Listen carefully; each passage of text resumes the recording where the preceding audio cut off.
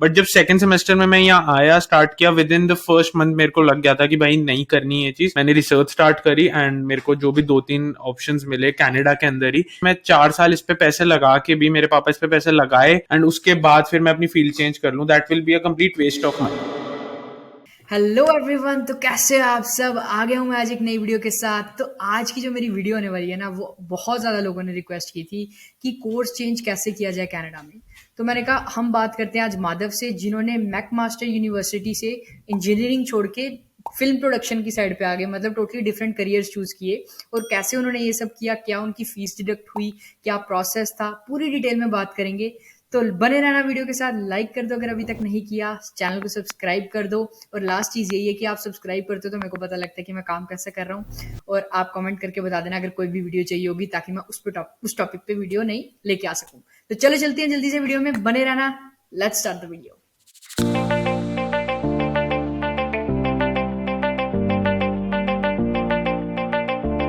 हाँ जी, तो सबसे पहले हम वेलकम करते हैं माधव को। वेलकम माधव, और अपनी थोड़ी सी स्टोरी बताओ इंडिया से कनाडा आने तक की, और कनाडा में फिर जो घमासान काम किए हैं आपने, वो उसके बारे में हम आहिस्ता आहिस्ता देखते हैं।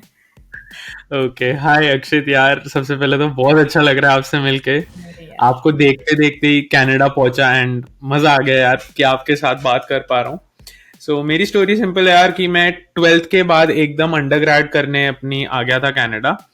एंड बिकॉज थोड़ा सा फाइनेंशियल अच्छा रहा तो पापा फीस अफोर्ड कर सकते थे, तो मैं एक यूनिवर्सिटी में आया, मैकमास्टर यूनिवर्सिटी, इंजीनियरिंग करने। फर्स्ट ईयर होता है तो इंजीनियरिंग का कॉमन ईयर होता है, उसमें मतलब फाउंडेशन ही होता है बेसिकली। तो वही था मेरा फर्स्ट में। फिर मैकाट्रॉनिक्स चूज करना था आगे, बट आफ्टर 2 सेमेस्टर्स मैंने डिसाइड कर लिया था कि भाई ये चीज़ तो मैं नहीं करने वाला हूँ। तो जो मेरे को हमेशा से करना था दैट वाज फिल्म मेकिंग, बिल्कुल वो 3 इडियट्स वाले फराह वाला हिसाब है। एंड इसलिए मैंने कहा चलो यार फिल्म मेकिंग की तरफ जाते। तो ऐसे करके मेरी स्टोरी थी पूरी कि क्या क्या ठीक है। किया तो मैंने। मेरे को ना एक हम प्रोसेस के बारे में बात करेंगे, बट मेरे को ऐसे फीलिंग आ रही है माधव का ये प्लान था कि घर वाले फिल्म प्रोडक्शन के लिए कनाडा नहीं भेजेंगे, यहाँ पे जाते हैं इंजीनियरिंग करने, वहां पे घर वालों को बना लेंगे किसी भी तरीके। ज्यादा से ज्यादा क्या होगा, $15,000, $20,000 लगेगा, टेंशन कोई नहीं है। मेरे को ऐसा लग रहा है, फीलिंग आ रही है अंदर से। ऐसा तो नहीं था? अब ऐसा पापा को नहीं नहीं था। भेज सकते ये बस वाली बस वीडियो। बस, इस चुप्पी ने सब बयां कर दिया, ठीक है। ना ना, सब समझ लग गई। अच्छा, फैमिली तो इस मामले में बहुत सपोर्टिव है कि अरे नहीं, दे वही अलाउड चाहिए मी भी। To do that. चाहिए भी यार, फैमिली का सपोर्ट जो होता है ना, वो एक अलग ही एडिशनल इस मतलब सिचुएशन में काफी ज्यादा फैमिली जो है ना, इंपॉर्टेंट हो जाती है, क्योंकि eight the end of the day उनसे ही सब कुछ पूछ के करना है, राइट। तो माधव, सबसे वेरी पहले आप ट्रू। बताओ कि आपने 2 सेमेस्टर्स ऑलरेडी पढ़े मैकमास्टर में, ठीक है ना। तो उन 2 सेमेस्टर्स की फीस कितनी थी जो आप इंडिया से देकर आए थे? थोड़ी सी पीछे से शुरुआत करते हैं। इंडिया से आपने फीस $40,000 थी आपकी साल की, राइट। बट आप कितनी फीस पे करके आए थे? राइट। तो मेरी एसडीएस कैटेगरी में मेरा वीजा फाइल कर रहे थे, स्टूडेंट डायरेक्ट स्ट्रीम के अंदर। तो इसमें वैसे जनरली ऐसा होता है कि भाई 1 साल की पूरी फीस दे के आनी पड़ती है, but I don't know how मेरे पापा ने उस टाइम अराउंड $14,000 के करीब की फीस भरी थी एंड हमने उसी में वीजा अप्लाई कर दिया था एंड हो गया था। सो मेरा वीजा ओके। आ गया था उसके अंदर, और उतनी फीस दे के ही मैं इंडिया से आया था। सो उतनी अराउंड $14,000 के करीब की मैं फीस दे के आया था। एंड उसके बाद यहाँ आके जो मैंने सेकेंड सेमेस्टर के अराउंड, क्योंकि मैंने अपने इलेक्टिव्स और सब्जेक्ट्स कम लिए थे, तो $6-7,000 और भरी थी। तो अराउंड $20-21,000 की मैंने फीस पे की थी आउट ऑफ द टोटल 40,000, वो पूरे 1 साल और 2 सेमेस्टर्स की। तो हाँ, ये मेरा टोटल फी पे किया गया था अभी तक। ओके, तो मतलब आपने इंडिया से 12 to 14,000 दी थी, और यहाँ पे आके 6-7, मतलब 20,000 अप्रोक्सीमेटली आपने फी पे करी। तो अब मुझे एक क्वेश्चन है कि जब आपने प्लान करने का सोचा, तो आपने नेक्स्ट जब भी कोई बंदा सोच रहा है, ठीक है, वो तो हम प्रोसेस के बारे में तो बात करेंगे, पहले आपके बारे में जान लेते हैं कि आपने कैसे सब कुछ किया। तो then at the end of second semester what you thought कि आई कांट डू इंजीनियरिंग, तो I should change, something like that, कि आपको लगा कि यार दैट्स इनफ टू नो कि I am not made for this, if that makes sense, right. या so first semester तो देखो ऑनलाइन ही निकला। मेरा वीजा दिसंबर में आया था, मेरी टर्म फॉल सीजन में स्टार्ट हुई थी। तो फर्स्ट सेमेस्टर मेरा ऑनलाइन था, तो उसमें मैं ऐसा कुछ खास समझ नहीं पाया, फिगर आउट कर नहीं पाया। बस बहुत जनरल 11th-12th की चीजें थी जो साइंस में हमें सिखाते हैं। बट जब सेकंड सेमेस्टर में मैं यहाँ आया, स्टार्ट किया, with in the first month मेरे को लग गया था कि भाई नहीं करनी ये चीज। मेरे को ये समझ नहीं आ रहा था कि मैं 4 साल इस पे पैसे लगा के भी, मेरे पापा इस पे पैसे लगाए एंड उसके बाद फिर मैं अपनी फील्ड चेंज कर लूं, that will be a complete waste of money. And शायद इंडिया में मैं वो चीज कर सकता था, इंडिया में इतनी चार्जेस नहीं होते, इतनी फीस नहीं होती कंपेयर टू यहाँ पे, यहाँ पे वो हाँ पॉइंट नहीं जी। लगा, तो लगा जो करना है उसी में जाते हैं सीधा। इसलिए फिर सेकंड सेमेस्टर के अराउंड सेकंड थर्ड मंथ से मार्च के अराउंड मैंने डिसाइड कर लिया था कि भाई जाना मेरे को अब फिल्म स्कूल में ही है। मैंने रिसर्च स्टार्ट करी एंड मेरे को जो भी 2-3 ऑप्शंस मिले कनाडा के अंदर ही जिसमें मैं ट्रांसफर ले सकता हूँ या फिर ड्रॉप करके चेंज कर सकता हूँ, उसमें से Toronto film school was the first option, best option था और अच्छा भी माना जाता है। So that is where I went. तो ठीक है, तो बट अब बात करते हैं थोड़ी प्रोसेस की। जब आपने सोचा कि यार अब मेरे को ड्रॉप आउट करना है इस चीज़ से, यू आर अवेयर कि फीस तो कटेगी, राइट? बट उस टाइम पे आपको, मतलब जब आपने ड्रॉप आउट करने का सोचा, कितना अप्रोक्सीमेटली आपका फीस जो हुआ वो डिडक्ट हुआ? आई नो, वो सबको मैं पहले बता देना चाहता हूँ, यूनिवर्सिटी की फीस डिडक्शन और कॉलेज की फीस डिडक्शन कंप्लीटली डिफरेंट होती है। तो जो यूनिवर्सिटी की फीस $40,000 पर ईयर है, वो कॉलेज या फिर और किसी डिप्लोमा अगर आप करोगे तो वो 16-17,000 रह जाती है। तो अगर इनका ज़्यादा पैसे डिडक्ट हुए हैं तो जस्ट आपको ये ध्यान में रखना है कि आपका कॉलेज है तो उस हिसाब से आपको सोचना है, राइट? क्योंकि लोग फ्रीक आउट हो जाएंगे। तो आपका कितना पैसा डिडक्ट हुआ था total? Okay, so I know big amount but तो जो मैंने 20,000 अराउंड डॉलर्स के करीब दे रखे थे उसमें से मुझे $5,000 का रिटर्न आ गया था क्योंकि मैंने एक टाइम पे सब्जेक्ट ड्रॉप कर दिया था। सो एक वो $5,000 वहां बच गए, तो बचे 15 चले गए थे बिकॉज मैंने टाइमली सब्जेक्ट ड्रॉप नहीं करे थे सारे सब्जेक्ट्स। ओके, तो मतलब आपको $15,000 आपको फिर भी ऑब्वियसली वो फीस में देने ही पड़े क्योंकि आपने सोचा। और अब बात करते हैं यहाँ से अपने दूसरे कॉलेज का जो सोचा, like film school, right? Toronto film school. तो उसमें आपने ऑफर लेटर वगैरह किया, अप्लाई, सब कुछ अप्लाई किया। उस पूरे प्रोसेस में कितना टाइम लगा आपको? ओके, सो ये process is very quick and very easy. Depend करता है भाई कि क्या आप पब्लिक में जा रहे हो या प्राइवेट में। तो मेरा इंस्टीट्यूशन जो है वो प्राइवेट है, Toronto film school. It comes under Yorkville university, तो हम उसके अकॉर्डिंग बात करते हैं। तो मैंने यॉर्कविल यूनिवर्सिटी में काउंसलर्स वगैरह सबसे बात करी एंड अप्लाई किया एज सून एज पॉसिबल। मैंने सारे डॉक्यूमेंट्स उनको भेज दिए, सब कर दिया एंड मेरा विद इन 20 to 25 days सारा प्रोसेस कंप्लीट था and I had my offer letter in hand. तो 25 दिन में मेरे पास ऑफर लेटर था। उसके बाद क्या प्रोसेस था कि भाई मेरे को इंस्टीट्यूशन में कैसे ट्रांसफर करना है, क्योंकि मेरे स्टडी परमिट के अकॉर्डिंग मैं मैकमास्टर में पढ़ रहा था। सो एक डीएलआई इंस्टीट्यूशन नंबर होता है, designated learning institution number, DLI number होता है। हर यूनिवर्सिटी, कॉलेज, प्राइवेट हो, पब्लिक हो, सबका होता है, जो आपको गवर्नमेंट ऑफ कनाडा की वेबसाइट पे मिल जाएगा। वो वेबसाइट बहुत अच्छी है, अगर उसको आप गो थ्रू करो, मतलब सारी details about everything, your all questions can be answered there. तो वो डीएलआई नंबर को मेरे को अपडेट करना था मेरे स्टडी परमिट पे, from McMaster to Toronto film school.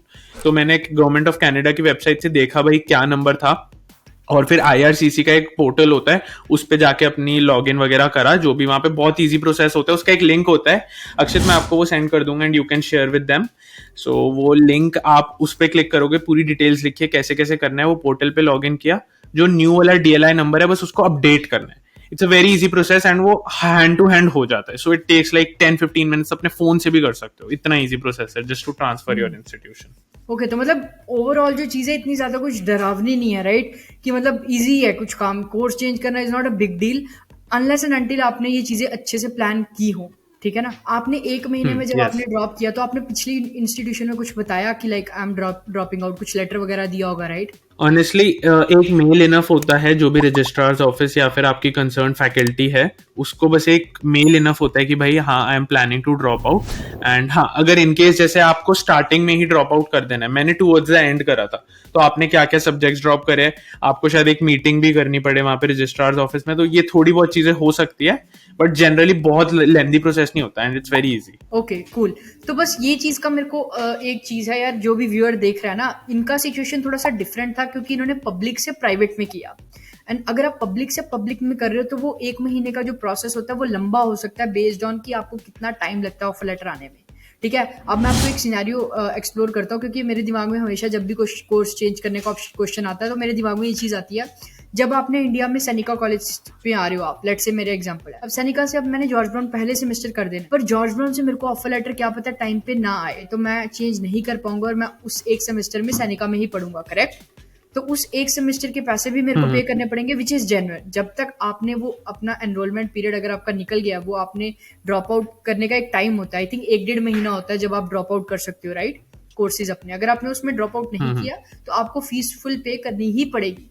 तो वो एक सेमेस्टर आप लगा के देन ही चेंज कर सकते हो, correct? Yes, you are correct, but इसके अंदर ये एडवांटेज भी होता है ना कि अगर हम ट्रांसफर, इस केस में हम ट्रांसफर करते हैं, हम ड्रॉप आउट नहीं करते। एंड अगर हम कोई रेलिवेंट, जैसे आप कहते हो हमेशा, एक रेलिवेंट कोर्स में हम आगे जाए, सिमिलर फील्ड ही हम चेंज करें अपनी, तो वो जो भी हमने एक सेमेस्टर फॉर एग्जांपल आपने कहा सेनेका में करा, तो उसके जो भी क्रेडिट्स होंगे वो आपके दूसरे कोर्स जो जॉर्ज ब्राउन में है सेकंड सेमेस्टर में वो वहां लगने स्टार्ट हो जाएंगे, तो आपकी बिल्कुल फीस वेस्ट नहीं गई है, वो बिल्कुल। वहीं पे सम अप हो गया, आपने पढ़ाई उतनी ही करनी है। Okay, that makes sense, that is a very good point. हाँ, ये मेक सेंस करती है बात कि अगर आपने 5 सब्जेक्ट सैनिका में पढ़े हैं जो जॉर्ज वन में हैं सेम कोर्स में ऑब्वियसली, तो वो चीज़ हो जाएगी। बट माधव के केस में कैसा था कि लाइक इंजीनियरिंग से फिल्म स्कूल कोई भी सब्जेक्ट जो है वो नहीं हो सकता था, सो दैट्स वाई वो चीज़ थोड़ी सी अनक्लियर थी। बट आई थिंक ये एक चीज़ का दिमाग में हमें डाल देता है कि हाँ, हम एक्सपेक्ट कर सकते हैं फी डिडक्शन। अगर आपने पहले ही कर लिया तो $1000 $1500 तक होती है depending on college to college. But अगर आपने कोर्सेज एनरोल कर लिए हैं देन ऑब्वियसली वो चीज़ पे है कि आप उनको कंप्लीट करके ही चेंज करो, क्योंकि क्रेडिट लेने में ही फायदा है फिर, आपने जैसे बताया, राइट? इसमें मैं ये ऐड ऑन करूंगा, जो मेरे पार्ट पे गलती रह गई, मैंने थोड़ा सा लेट अपना डिसीजन लिया फाइनल, एंड उसके बाद अपने सब्जेक्ट्स ड्रॉप करने को देखा तो तब तक डेडलाइन निकल चुकी थी। भाई अगर मन में आ गया है कि I want to change my course, do it in the first month of your semester starts, अपने सब्जेक्ट सारे ड्रॉप कर दो, एंड या ड्रॉप आउट भी ले सकते हो क्योंकि वो बीच में एक ट्रांजिशन पीरियड आता है जिसमें आप कहीं पे भी नहीं होते हो, that is okay, 30 to 60 days कुछ होता है, and that is completely all right. तो अपने सब्जेक्ट्स ड्रॉप कर दो, आपको रिफंड आ जाता है। यहाँ पे कनाडा की वर्सेटैलिटी इस मामले में बहुत अच्छी है कि आपको रिफंड इजीली कर देते हैं, इतने ज्यादा प्रेशराइजिंग नहीं है कि भाई फीस भरनी है, and they give you your return and you save your money, वो अगली यूनिवर्सिटी के लिए या अपनी अगली कॉलेज के लिए लगा दो, बट ऑफर लेटर ले लो टाइमली। सब्जेक्ट्स ओके, तब ड्रॉप करना जब सेकंड का ऑफर लेटर आ जाए, वो रिस्क मत लेना। Make sense, make sense. Situation तो मतलब प्रॉब्लमेटिक। यही चीज है, ये कुछ चीजों का जो ध्यान रखना पड़ता है। आई थिंक माधव ने बहुत अच्छे से एक्सप्लेन किया, तो मैं बाकी लिंक्स वगैरह आपको नीचे डाल दूंगा जो आईआरसीसी की वेबसाइट के लिंक्स हैं। और लास्ट क्वेश्चन मेरा ये है, वर्क परमिट में कोई इशू तो नहीं आता? क्योंकि माधव प्राइवेट में गया, तो प्राइवेट इंस्टीट्यूशन वर्क परमिट नहीं देता डिप्लोमा के लिए, बट डिग्री के लिए देता है I think Toronto film school. तो वो माधव डिग्री करा और उसको उसके बाद वर्क परमिट मिलेगा। बट अगर पब्लिक टू पब्लिक आप ट्रांसफर करते हो विदाउट एनी डिलेज, कोई जैसे बीच में आपने 1 साल का गैप नहीं रखा हुआ, तो I think it should be fine, right Madhav? Exactly बस ये चीज हमें कोर्स टू कोर्स डिपेंड करती है, पब्लिक हो या private.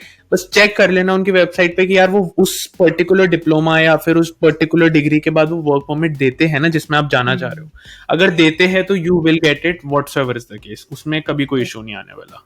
Perfect, perfect. I think ये बहुत ज़्यादा चीज़ें क्लियर कर देता है। बाकी कोई भी क्वेश्चन होगा नीचे कमेंट में बता देना और माधव ज़रूर आपकी हेल्प कर देगा। तो मेन 3 चीज़ें आपने यहाँ से लेके जानी है। 3 चीज़ें ये है कि आपको अपनी फीस का ध्यान रखना है कि आप जब भी मतलब ड्रॉप आउट करो तो अपने कोर्सेज उस हिसाब से ड्रॉप पहले कर दो, बाद में एनरोलमेंट पीरियड अगर आपका आगे चले गए आप, तो यू हैव टू मतलब वो चीज़ का करना ही पड़ेगा eight the end of the day. और दूसरी चीज़ ये है कि अपना दूसरा ऑफर लेटर को अच्छे से ध्यान से पहले ही अप्लाई कर दो अगर आपका मन है उस चीज़ में चेंज करने का, और सारी चीज़ें आगे पीछे देख के करो। और तीसरी चीज़ मेरे हिसाब से ये चीज़ है कि ये डिसीजन बहुत ज़्यादा ओवरवेलमिंग हो सकता है, तो पहले अच्छे से थॉट देना। ये ना हो कि आप लाइक एक दिन पढ़ के आपको सब्जेक्ट मुश्किल लगा और आप बोलो कि मैंने कोर्स चेंज कर देना, that is like college change कर देना। तो वो चीज़ का अप्रोच वैसा नहीं होना चाहिए, बट आपको पता होना चाहिए कि आपकी this is not what I want to do, so that is a very different feeling than कि I can't do this, you know. So वो चीज़ का आपको ध्यान रखना है। बाकी Madhav, what are your last thoughts? My last thing is, देखो मेरी स्टोरी में ऐसा साउंड किया कि हाँ कि I have those privileges and I accept कि मेरे पास वो प्रिविलेज था कि my father can afford that big amount of fees, and I am really grateful to him for that. But तुम अगर वो चीज नहीं भी अफोर्ड कर पा रहे हो ना, जो भी यहाँ पे आ रहा है तुम्हारा जो कोर्स, और तुम इस डर में हो कि यार इसने तो कर लिया कि इसके पास तो शायद पैसे थे, पहले तो नॉर्मल हिसाब है, ठीक है, बस फादर कर पा रहे हैं समहाउ। लेकिन आपको ये बता रहा हूँ कनाडा इतनी अच्छी कंट्री है ना इस मामले में about your managing your own expenses की हो जाएगा। सो डोंट स्ट्रेस अबाउट कि मैं नहीं कर पाऊंगा, you can change your courses.